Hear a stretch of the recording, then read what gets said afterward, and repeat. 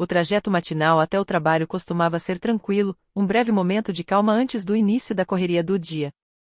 Meu nome é Cláudia, tenho 28 anos, e nunca imaginei que minha própria família pudesse me trair de forma tão cruel. Enquanto eu estava no trem a caminho do escritório naquela manhã, meu celular vibrou com uma mensagem fria da minha irmã. Na tela apareceu apenas: "Adeus. Tudo está no lixo." Antes mesmo de conseguir entender aquelas palavras duras, outra notificação surgiu no grupo da família. Minha mãe havia enviado uma foto mostrando todas as minhas roupas e objetos pessoais jogados dentro de uma lixeira suja.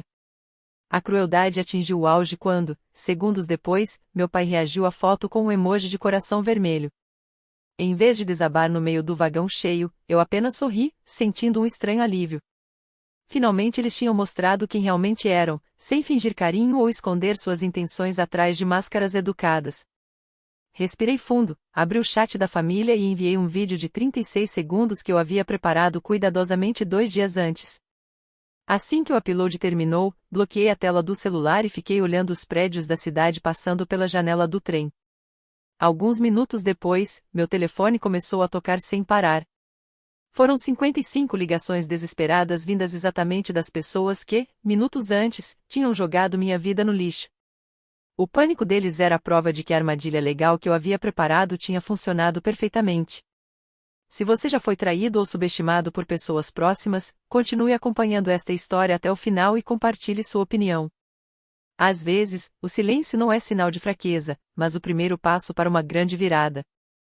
Uma semana antes de receber aquela mensagem cruel, fui chamada para uma reunião familiar sufocante na minha própria sala de estar.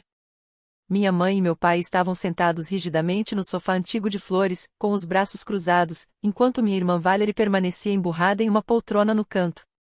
O silêncio no ambiente parecia pesado até que meu pai finalmente limpou a garganta e anunciou o que eles chamaram de a decisão final. Olhando diretamente nos meus olhos, ele declarou friamente que a antiga casa em Charleston, onde eu morava, na verdade pertencia a eles. Segundo ele, meu avô teria morrido de forma repentina, sem deixar um testamento válido. De acordo com a interpretação deles, a propriedade teria passado automaticamente para os parentes mais próximos, o que, na visão deles, lhes dava total autoridade sobre quem poderia ou não viver ali.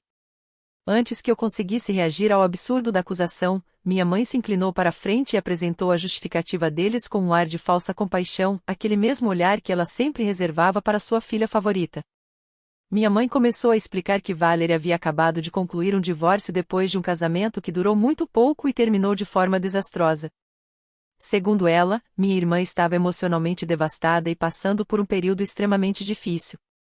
Para meus pais, Valerie precisava urgentemente de um lugar tranquilo e familiar para se recuperar e, na opinião deles, aquela casa era o ambiente perfeito para isso. Por esse motivo, disseram que eu deveria arrumar minhas coisas e sair dali o mais rápido possível, para que minha irmã pudesse se mudar e recomeçar a vida. Enquanto eles falavam, Valerie permanecia sentada na poltrona, segurando um lenço e fingindo enxugar lágrimas que, na verdade, nem estavam ali. Ela deixava que nossos pais conduzissem toda a situação enquanto eu era empurrada para fora da minha própria casa.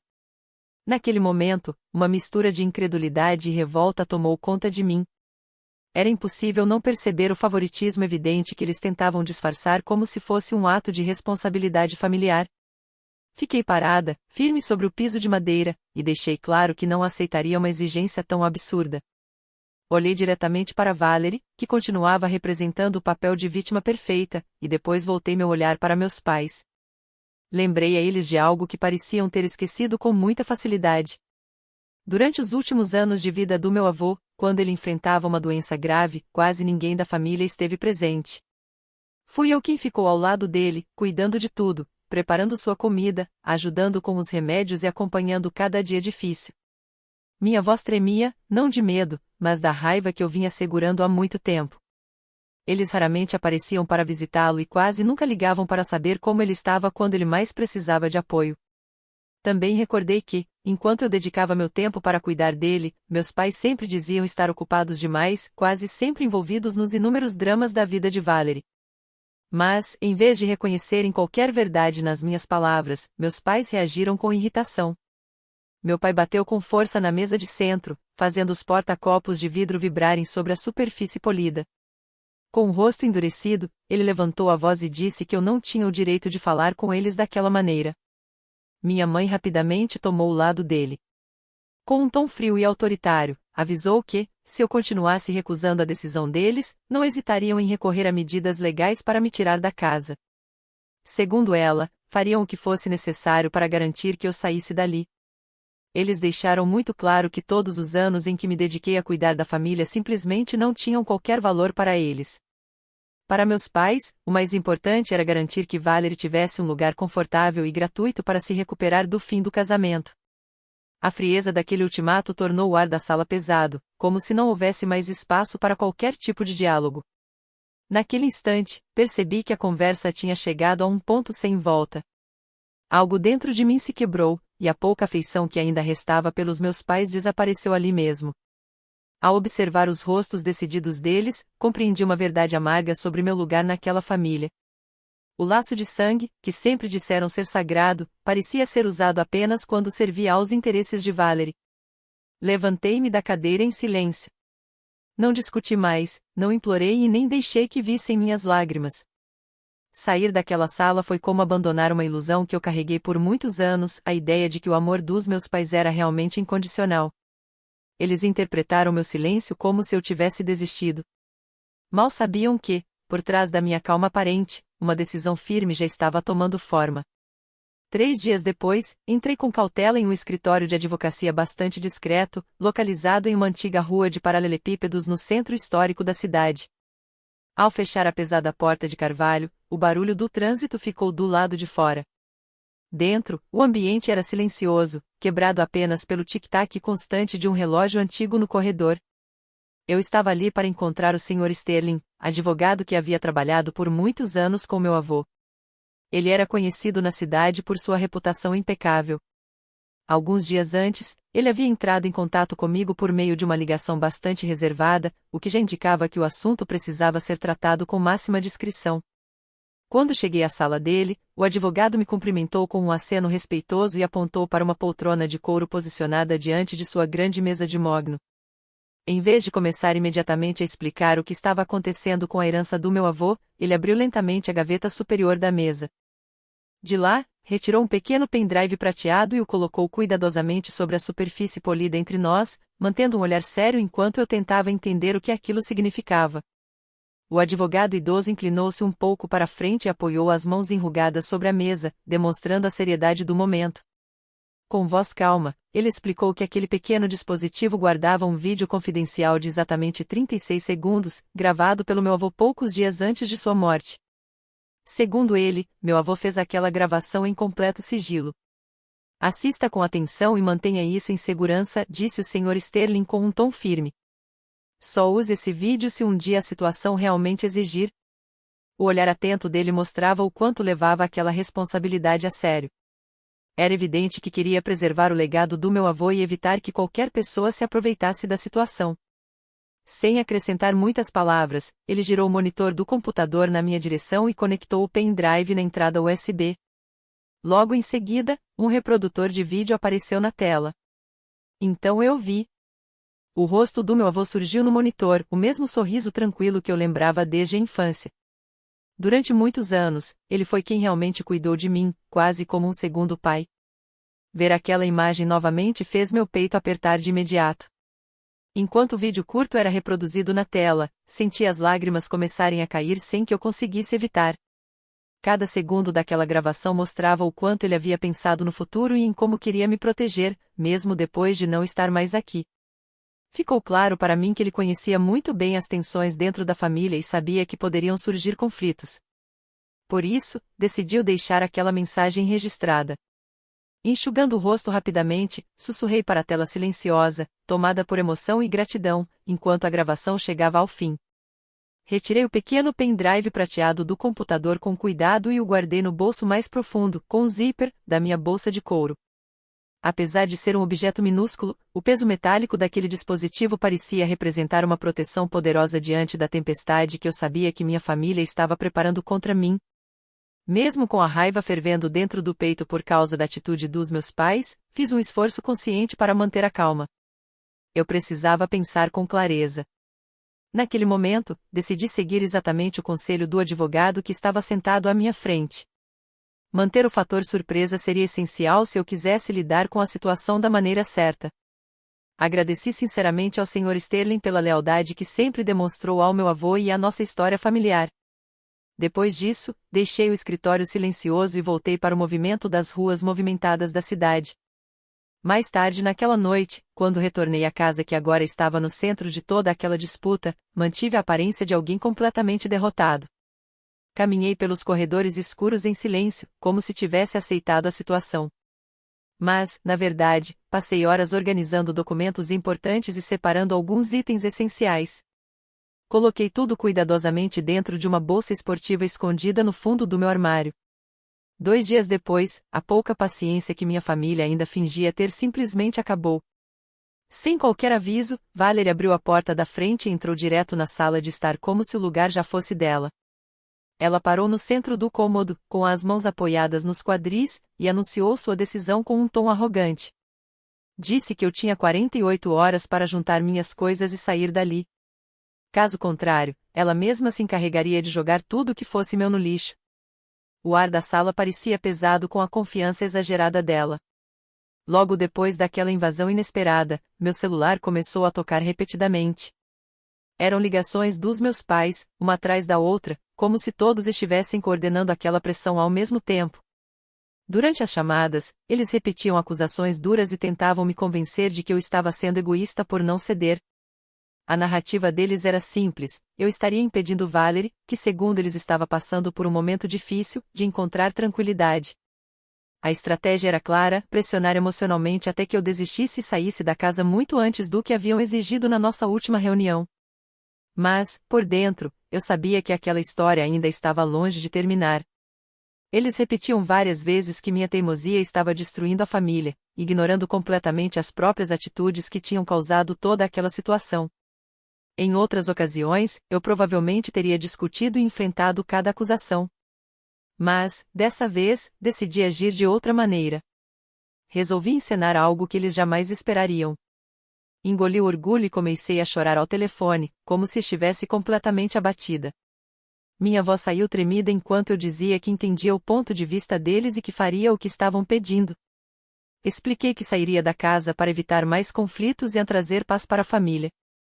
Por fora, parecia uma rendição dolorosa.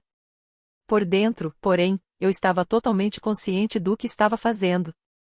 Aquele momento de aparente submissão era, na verdade, a cobertura perfeita para o plano que eu estava preparando.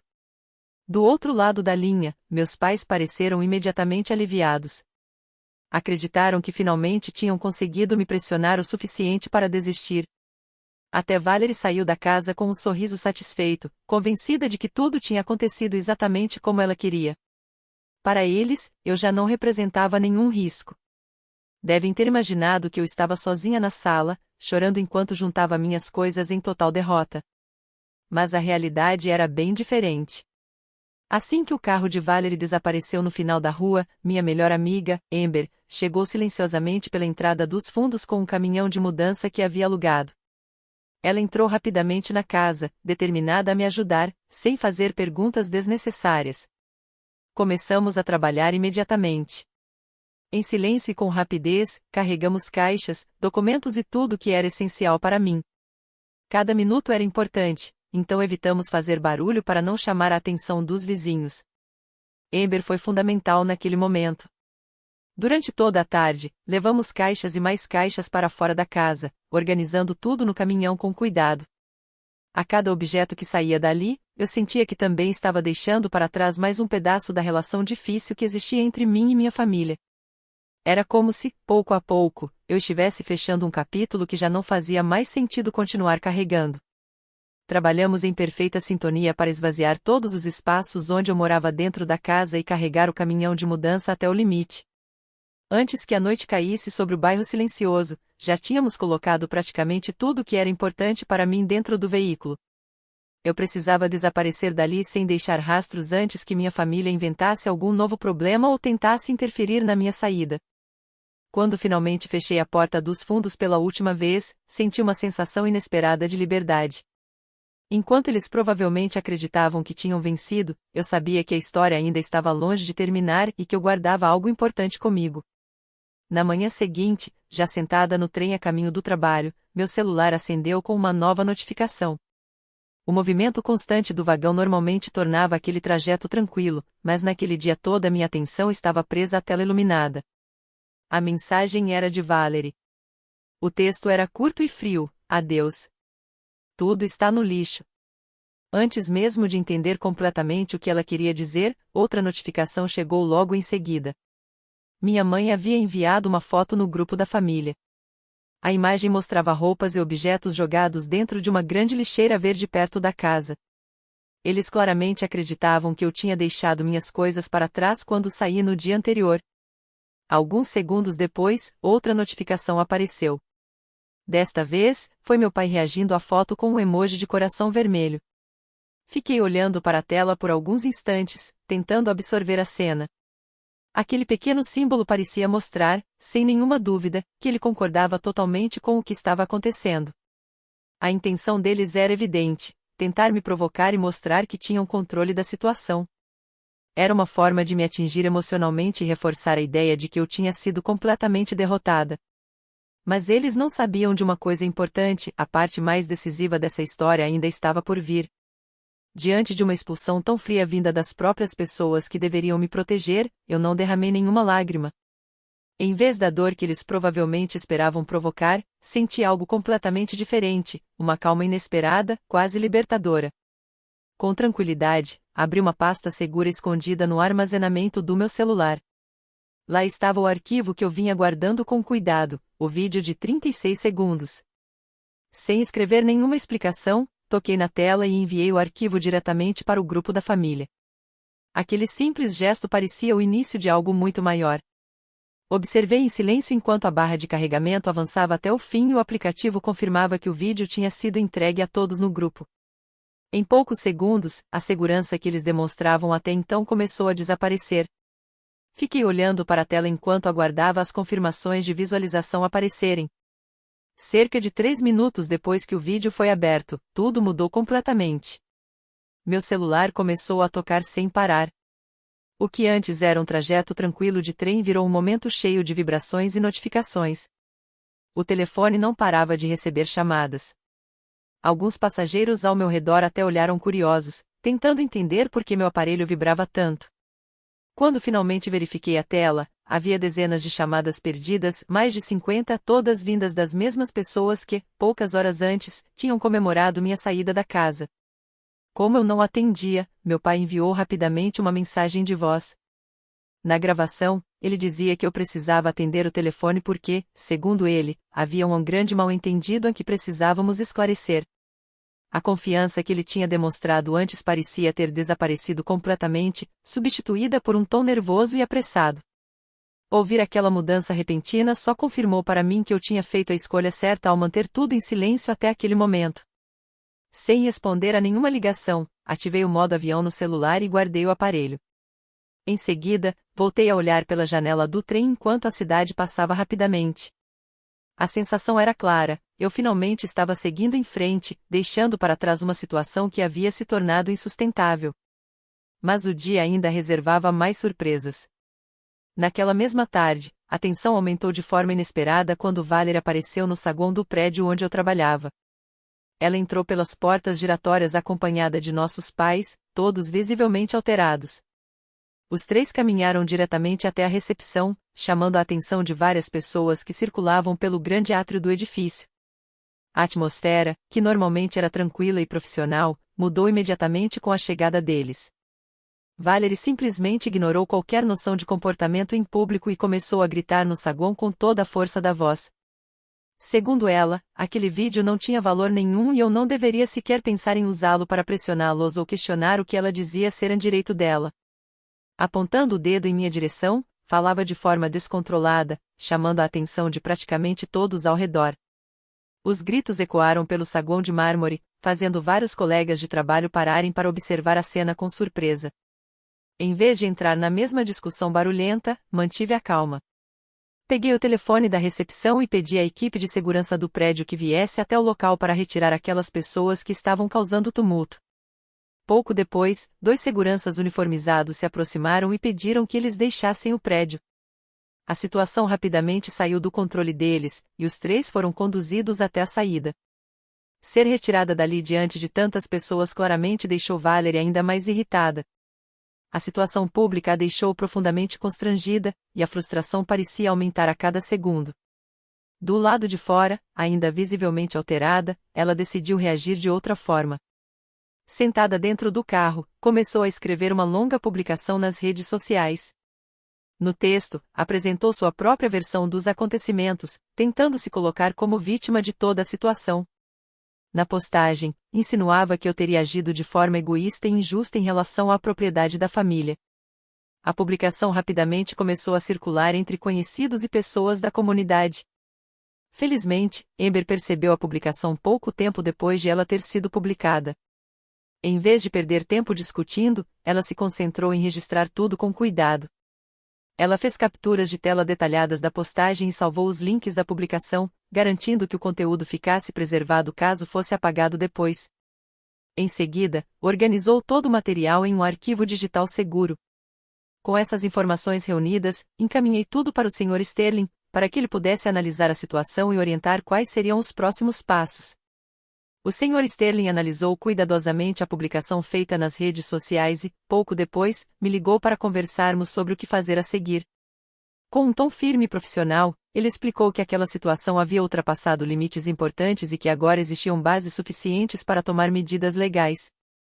Segundo ele, o material que Amber havia preservado, incluindo capturas de tela e links, representava evidências relevantes para um processo civil. A experiência dele confirmou algo que eu já suspeitava: minha decisão de agir com calma e reunir provas antes de reagir tinha sido a escolha certa. Na manhã seguinte, nos encontramos novamente em seu escritório. Levando conosco todo o material coletado, as publicações online, os registros digitais e também o vídeo de 36 segundos, iniciamos oficialmente o processo judicial. A ação incluía acusações relacionadas à difamação e também contestava as tentativas de tomar posse da propriedade que havia pertencido ao meu avô. Depois que a documentação foi protocolada no Tribunal Estadual da Carolina do Sul, a situação passou a seguir os trâmites legais. A partir daquele momento, o conflito deixou de ser apenas uma discussão familiar e passou a ser tratado dentro do sistema judicial. 3 meses depois, após diversas etapas e audiências preliminares, chegou finalmente o dia da sessão mais importante. As grandes portas de madeira do tribunal se abriram, e todos entramos na sala. O ambiente era silencioso e formal. Sentamo-nos em lados opostos do corredor central, aguardando o início da audiência. Do outro lado, Valerie estava sentada ao lado dos meus pais, demonstrando bastante confiança. A equipe jurídica deles sustentava a versão de que meu avô teria falecido sem deixar um documento oficial sobre a propriedade. Durante boa parte da audiência, eles pareciam seguros dessa narrativa. Mas o momento decisivo chegou quando o Sr. Sterling pediu autorização ao juiz para apresentar uma prova digital importante. Um grande monitor foi levado para o centro da sala. Em seguida, o vídeo de 36 segundos começou a ser exibido para todos os presentes. Na tela apareceu a imagem clara do meu avô, sentado tranquilamente em sua poltrona de couro favorita, olhando diretamente para a câmera. Na gravação, meu avô olhava diretamente para a câmera e falava com muita clareza. Com palavras firmes, ele declarava que a casa em questão deveria ficar oficialmente sob minha responsabilidade.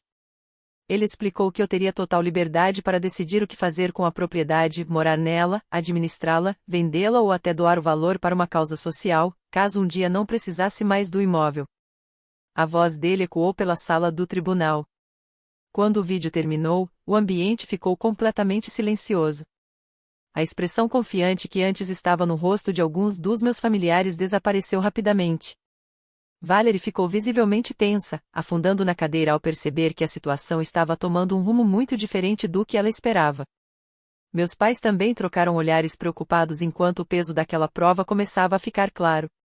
Logo depois da exibição do vídeo, o Sr. Sterling foi chamado para apresentar outros documentos. Ele entregou ao tribunal cópias oficiais do testamento devidamente registrado, além de registros financeiros que ajudavam a esclarecer toda a situação envolvendo o patrimônio do meu avô. Entre os documentos havia também relatórios bancários detalhados. Esses registros mostravam movimentações financeiras que precisariam ser analisadas com cuidado dentro do processo. Durante sua explicação ao tribunal, o advogado destacou que alguns valores haviam sido retirados das contas do meu avô durante um período em que ele já enfrentava sérios problemas de saúde. Essas informações levantaram questionamentos importantes que passaram a fazer parte da análise do caso. A sala permaneceu em silêncio enquanto todos acompanhavam a apresentação das provas. Depois de ouvir os argumentos das duas partes e revisar os documentos apresentados, a juíza finalmente anunciou sua decisão. O tribunal reconheceu a validade do testamento e confirmou minha posição em relação à propriedade. Além disso, o processo também abordou as consequências legais relacionadas às acusações públicas feitas contra mim. O tribunal determinou medidas apropriadas dentro da lei para lidar com a situação e encerrar o conflito judicial. Após a decisão do tribunal, Valerie e meus pais permaneceram sentados por alguns instantes, visivelmente abalados. A sequência de acontecimentos tinha exposto muitos fatos que até então estavam escondidos, e o impacto emocional era evidente. Logo depois, funcionários do tribunal os acompanharam para fora do prédio enquanto a audiência era encerrada. Cerca de 2 meses depois daquele julgamento, as consequências começaram a aparecer de forma clara. A publicação que Valerie havia feito nas redes sociais, tentando apresentar sua própria versão da história, acabou trazendo resultados muito diferentes do que ela imaginava.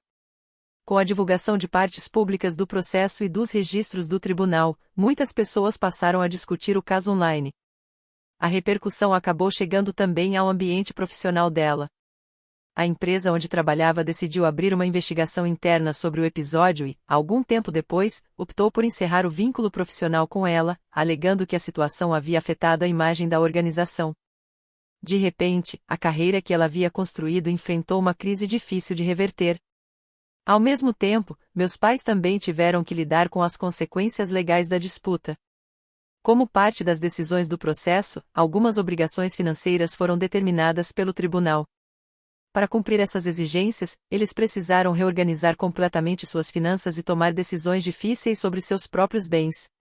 Durante esse período, tentaram entrar em contato comigo várias vezes, deixando mensagens pedindo para conversarmos novamente e tentar reconstruir algum tipo de relação familiar. Mesmo assim, naquele momento eu precisava de distância. Decidi não responder às mensagens e me concentrar em reconstruir minha própria vida com tranquilidade. Também optei por limitar o contato para evitar que o conflito continuasse afetando meu processo de recuperação emocional. Com o tempo, voltei minha atenção para algo que considerava realmente importante: honrar o legado do meu avô. Nos fins de semana, comecei a cuidar da antiga casa histórica que havia pertencido a ele. O imóvel passou por reformas e melhorias necessárias para voltar a ser um lugar acolhedor. Depois que tudo ficou pronto, tomei uma decisão que senti ser a mais alinhada com os valores que ele sempre demonstrou. Autorizei que a casa fosse utilizada por uma organização beneficente local que trabalha oferecendo abrigo emergencial para crianças em situação de vulnerabilidade. Saber que aquele lugar, que guardava tantas memórias, agora poderia ajudar jovens que precisavam de apoio trouxe uma sensação profunda de paz. De certa forma, parecia que o verdadeiro propósito da casa finalmente havia sido encontrado. Tenho certeza de que meu avô ficaria orgulhoso ao ver sua antiga casa se transformar em um lugar de esperança para crianças que realmente precisam de apoio, em vez de se tornar motivo de disputa entre adultos movidos apenas por interesse. Depois de tudo o que aconteceu, percebi que era hora de seguir em frente. Comecei a organizar minhas últimas malas e me preparei para deixar definitivamente as ruas históricas de Charleston, que por tanto tempo fizeram parte da minha vida. Comprei uma passagem só de ida para outro estado. A ideia era simples: começar de novo, em um lugar diferente, com mais tranquilidade e liberdade para construir meu próprio caminho. Enquanto o avião decolava e eu observava a paisagem da cidade desaparecer lentamente pela janela, senti algo inesperado: paz. Não havia arrependimento, apenas a sensação de que aquela decisão difícil era exatamente o que eu precisava para seguir em frente. A distância me deu espaço para reconstruir minha vida sem pressões, sem manipulações e sem os conflitos que durante tanto tempo me acompanharam. Ao encerrar aquele capítulo complicado da minha história, passei a olhar para o futuro com uma nova perspectiva, uma vida onde respeito, apoio e afeto verdadeiro realmente têm valor.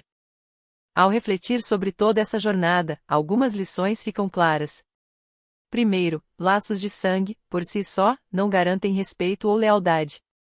Em algumas situações, estabelecer limites firmes é essencial para proteger a própria saúde emocional. Segundo, manter a calma e agir com estratégia pode ser muito mais eficaz do que reagir no calor do momento. Às vezes, reunir fatos e agir no momento certo faz toda a diferença. E por fim, seguir em frente e construir uma vida própria, baseada em escolhas saudáveis e relações verdadeiras, pode ser a forma mais poderosa de recomeçar. Obrigado por acompanhar essa história até o final. Seu apoio ao canal é muito importante para nós. E agora fica a pergunta: como você reagiria se enfrentasse um conflito tão sério dentro da própria família?